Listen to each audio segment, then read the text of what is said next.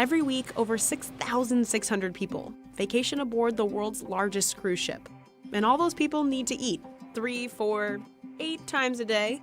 You have to calculate that it's breakfast, lunch, and dinner, plus snacks, plus at night, plus all 24-hour food all around, and that never stops. Ship kitchens run 24/7, manned by a culinary team of more than 1,000 people. They dish out over 30,000 meals every single day, and they do it all from compact kitchens on a rocking ship.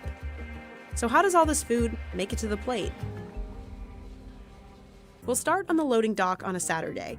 This is turnaround day, when all new food is delivered to Deck 2. This is basically a place that you would not like to be on turnaround day when we are loading. It's busy, super busy. That's Jarrett. He orders food for the ship's 23 different restaurants. Every week, Jarrett's got a $1 million shopping budget. All of that is just for 7 days of food. Sometimes Jarrett will tweak his orders based on who's coming aboard. More kids means more chicken fingers.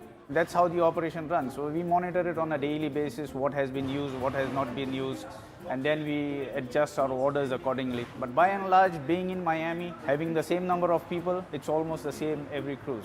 On turnaround day, 30 trucks arrive at Miami Port. They're carrying 500 pallets worth of inventory, and all that has to be loaded onto the ship by 4 p.m. Any delay in our operation can hamper the sail away of the ship, which is again a big logistic requirement. Over 600,000 pounds of food and drinks are provisioned for just 1 week of sailing. Once on board, everything is moved along the ship's secret highway.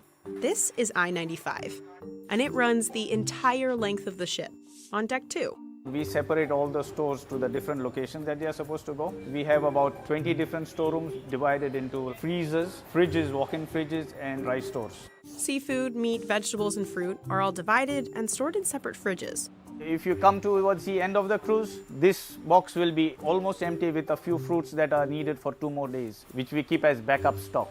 There are also 6 freezers. That's where the 700 pounds of ice cream that'll be eaten each week are stored. Dry goods are stored down on Deck 1. Full of spices, full of chocolate in this storeroom, coffee. It's nice to be in this storeroom. An elevator gets the food downstairs.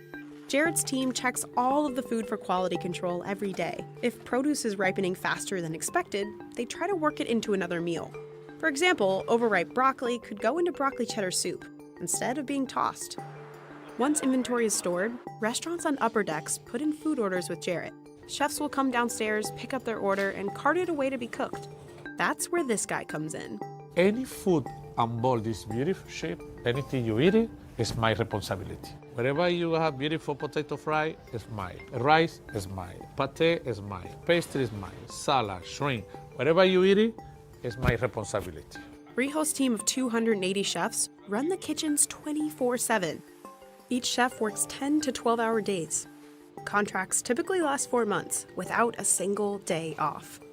Some of the people start working for 8 o'clock in the morning, all the way to 2 o'clock, take a break, come back again 5 o'clock, finish by 9:30. Then another group start working 10 o'clock in the night, all the way to 10 o'clock in the morning. So we cover day and night productions. Chefs on board cook up nearly 100 different menus every week. All the menus are developed at Royal Caribbean's Miami headquarters. And every week, chefs stick to the same rotation of menus, cooking up everything from racks of lamb to hand-rolled sushi. The food has to be diverse to match Symphony of the Sea's international passengers, vacationing at all kinds of price points. We try to please everybody and to make sure that everybody find what you're looking for. All the cooking happens in 36 kitchens, or galleys as they're called on a ship. There are 12 specialty restaurants on board, costing up to $50 a person, and each of those restaurants has its own small galley. In those tight quarters, chefs crank out the same menu every day. At Jamie's Italian, it's fresh pasta. At Hooked, it's over 2,000 oysters, shucked per cruise.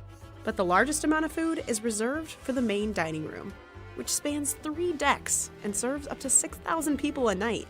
Eating here is included in your ticket. Before food heads up to the main galleys, it starts in one of the prep kitchens, off I-95. There's a butcher shop. Butcher, good morning.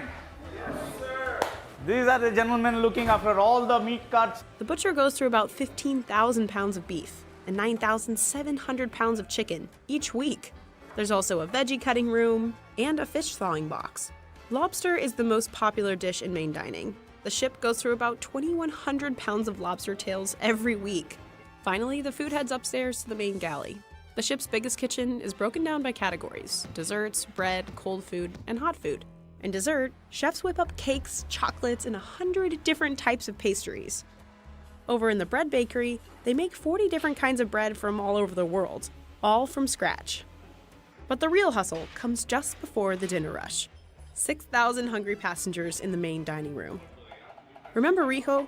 Before dinner prep starts, he has to approve all the dishes. Good afternoon. How are you, chef? Good. Rijo tries each dish and gives his critiques. We're gonna put a little bit more perno, a little bit more gale, a little bit more herbs. Very, very good. So this is what aioli.